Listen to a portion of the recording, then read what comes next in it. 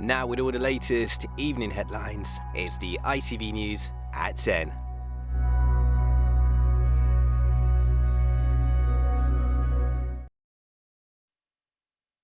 The Ukrainian president says Russia has begun its battle for the east of his country. After targeting the western city of Lviv overnight, the much-anticipated onslaught for the Donbass region is now thought to be underway. Also tonight, Boris Johnson prepares to face the music. The Prime Minister begins a difficult week answering to both Parliament and his party after being fined for lockdown breaches. He didn't knowingly appreciate that stepping into the room there was going to be something which breached the rules, given that he'd been in the room with exactly the same people for official meetings. Cristiano Ronaldo and his partner have announced the death of their baby boy, saying it is the greatest pain any parents can feel. And Prince Harry's Invictus message from the Queen.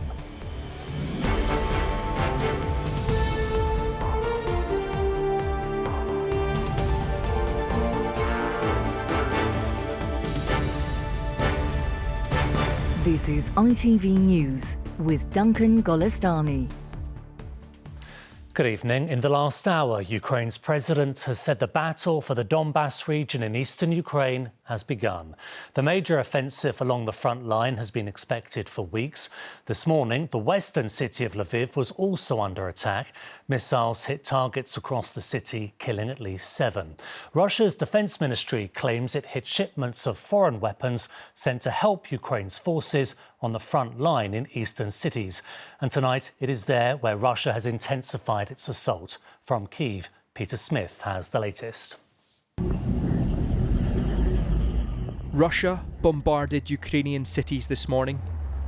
Even Lviv, considered Ukraine's safe haven until now.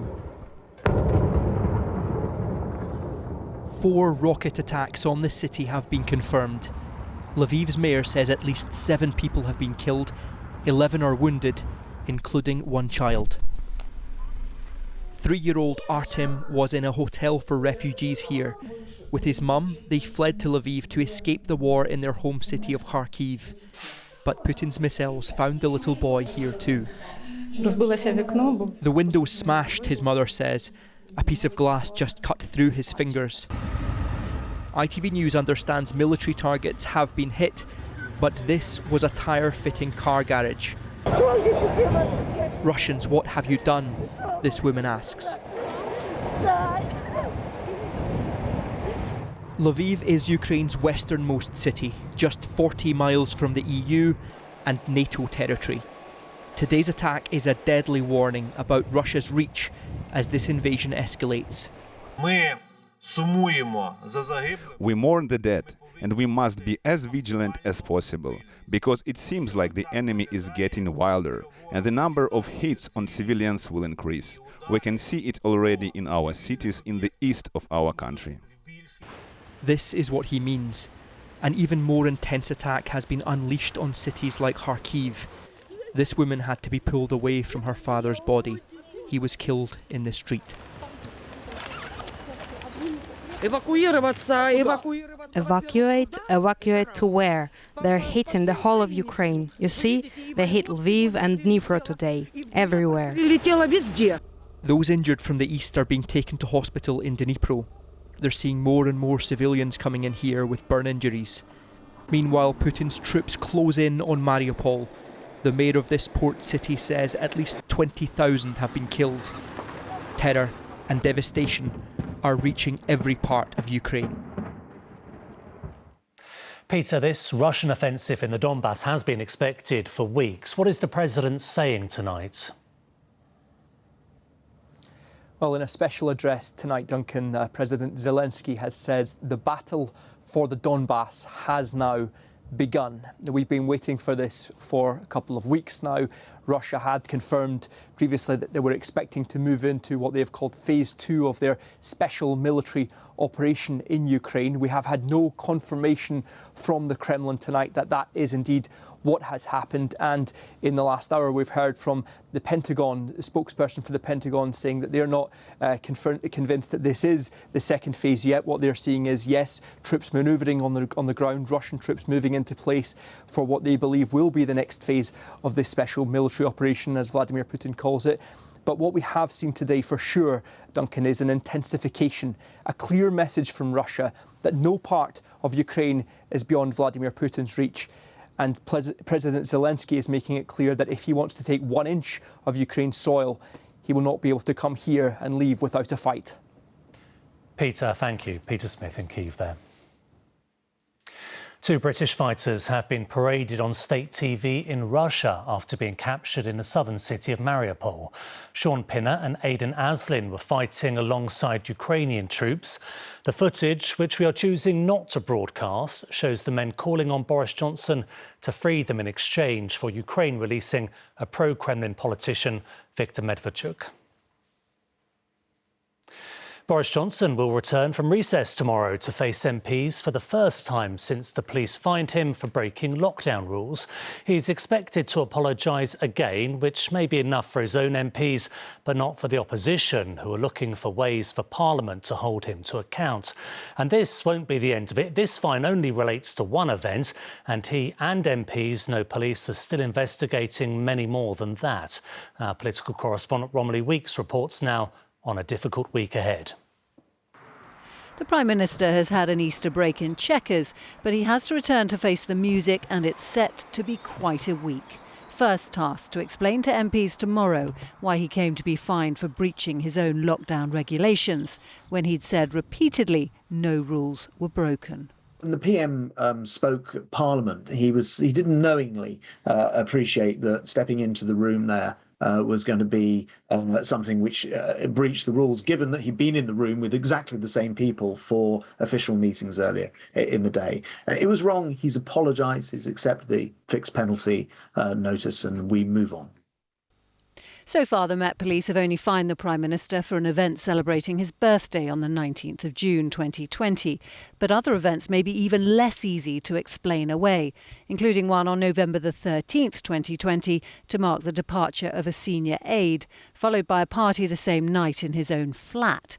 This weekend, it was reported that at the leaving party, the Prime Minister was even serving the drinks himself. If there are more fines to come, if it transpires that there were several parties that he was at, indeed the Mirror suggesting today that he organised one of them, at what point do his MPs say enough is enough, we can't be involved in this tangle of lies anymore? Tomorrow's statement to the Commons is not the only tricky date for the Prime Minister this week. Opposition parties are also determined to force a vote, calling for an investigation into whether he did mislead MPs. All the evidence that I have seen, as I say, suggests that he has broken the ministerial code, and there needs to be consequences for that. Otherwise, the whole system of decency and democracy upon which our system is based is totally undermined. In the Prime Minister's constituency this afternoon, some voters also were not in a mood to forgive. What he's done is pretty indefensible. The fine isn't really enough. He needs to go. I think it's just a distraction at the moment. There's far bigger things going on in the world than the party. Those bigger things, particularly the war in Ukraine, are being used by his party as reason the Prime Minister should not be forced out now. And after his recent trip to Kyiv, this week the Prime Minister will be heading to India. Anyone might think there were things at home he's keen to escape. Romilly Weeks, ITV News. The footballer Cristiano Ronaldo and his partner have announced the death of their newborn baby boy. The Manchester United star announced last October that he and Georgina Rodriguez were expecting twins. In a joint statement this evening, they said, "It is with deepest sadness we have to announce that our baby boy has passed away. It is the greatest pain that any parents can feel. Only the birth of our baby girl gives us the strength to live this moment with some hope and happiness." From today in Scotland, masks are no longer required by law. But just a few days before the rules changed, the First Minister was caught without one. Nicola Sturgeon has now been spoken to by police after being spotted in a barber shop, but no further action will be taken. Prince Harry has said the Queen gave him messages to pass on to Team UK at the Invictus Games when he visited her last week. The Duke and Duchess of Sussex called in on his grandmother en route to The Hague. From there, our royal editor Chris Shipp reports. They are warming up to compete, but the Invictus Games has never been about winning. It's about the training and the rehabilitation that comes with it. There are 500 competitors here from 20 countries, including Ukraine, all wounded either mentally or physically. Meghan has now gone back to California, but Harry will stay in the Netherlands until the Games close on Friday. There were no public engagements for him today, but he did talk about the Ukrainian team during an Invictus TV programme. And I think what people need to remember, or perhaps don't even know yet, is a vast majority of the Ukraine team was serving in some shape or form. So they removed their uniforms, put their team strips on, jumped on the coach, came over here, slept for a couple of days, tried to decompress, and then we're straight into it. And then they've got to go back. So I think to have them here is extraordinary. Some members of Team Ukraine competing here say they feel guilty that they have left home this week to come to the Netherlands. But for some, this tournament has even reunited families. Artem has been fighting Russian troops in eastern Ukraine. His wife, Karina, moved to Lithuania for safety with their son. This week at least, they are back together. But you will leave Invictus, you will return to Ukraine, and you will fight the Russian occupiers. Yes, understand. Yes. I am fight Ukraine, fight the Russian occupant. And he knows who set these games up for wounded soldiers like him. Prince Harry, big friend Ukraine, big friend Invictus. And so too, according to Harry, is the Queen a friend of Invictus. He was asked about his visit to see the Queen with Meghan last week. She had plenty of messages for Team UK, which I've already passed on to most of them. So, no, it was great to see her. I'm sure she'd love to be here if she could. The Invictus Games clearly does benefit from the worldwide attention that Prince Harry generates for this event. But there is also an acknowledgement that he too has benefited from being here this week. A reminder for him and his newish team in America of what can be achieved and how lives can be changed. Chris Shipp, ITV News, The Hague. Finally, we haven't had a restriction-free Easter weekend since 2019, and so unsurprisingly, millions made the most of this one. The sunshine helped, of course, with parks, campsites and outdoor attractions very popular. Businesses also felt the benefit after 2 long years of lockdown, feeling this weekend that things are finally getting back to normal. And that is it for now from all of us here. Thank you very much for watching, and good night.